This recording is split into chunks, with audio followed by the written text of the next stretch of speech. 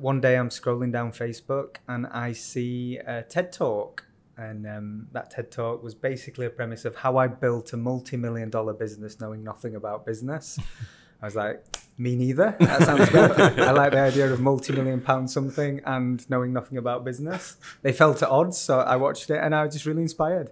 I actually did something I'd never done. I'd done this I'd done a lot of business development historically. So I'd reached out to people and tried to open doors from a sales standpoint and such, but I'd never just reached out to someone and just serendipitously said, really appreciated that. That was inspiring. And I did. And he said, do you want to meet? Asked me if I want to meet. He said, we're a growing business.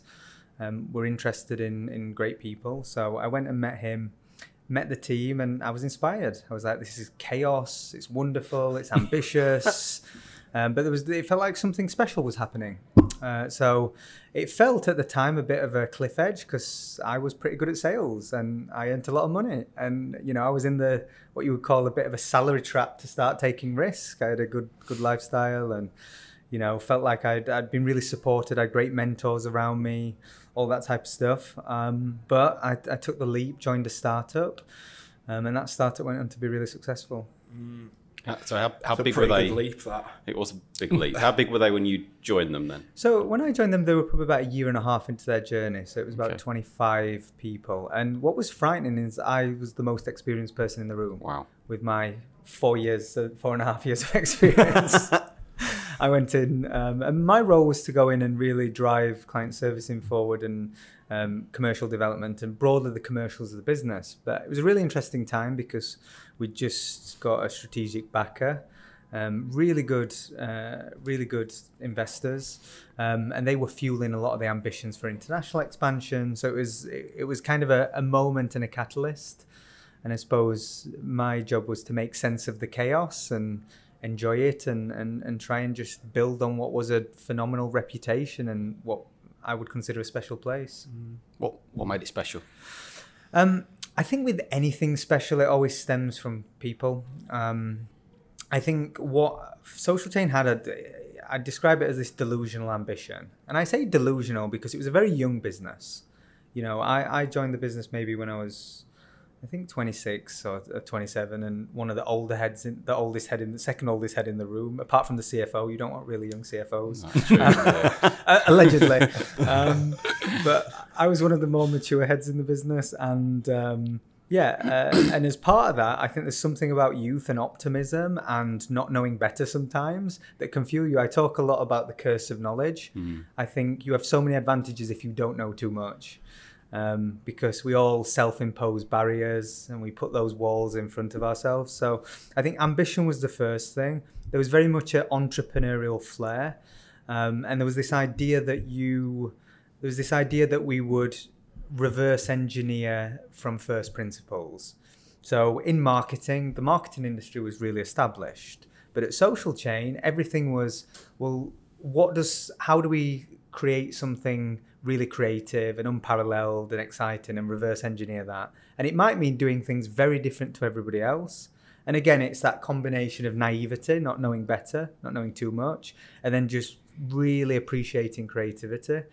And it meant that the work was really good. And I always considered Social Chain, particularly in the early days with our clients, we were a high risk, high reward partner. We would mess things up. We wouldn't be a safe pair of hands on a campaign with a big budget. But what we could produce is magic that other people couldn't because of kind of these internal philosophies and values.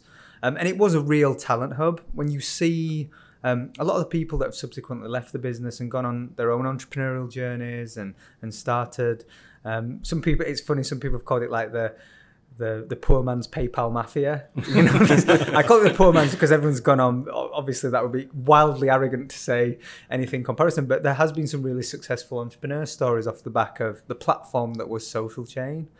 So yeah, great business. And is that because you recruited really great people, or is that because you developed really great people?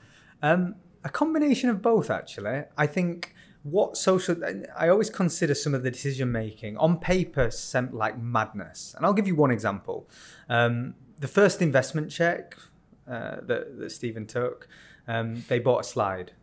And it was like $75,000 to invest in this office that, bearing in mind, it's a team of about 10 and they buy like 12,000 square foot of space in Manchester.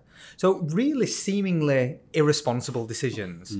But what that did was it set a philosophical value of everything to come thereafter as it related to policy. You know, it seems really common now that you do things like unlimited holidays, or you kind of put high trust environments. But back then it wasn't that common to start to just, re-engineer some of the things we take as known truths.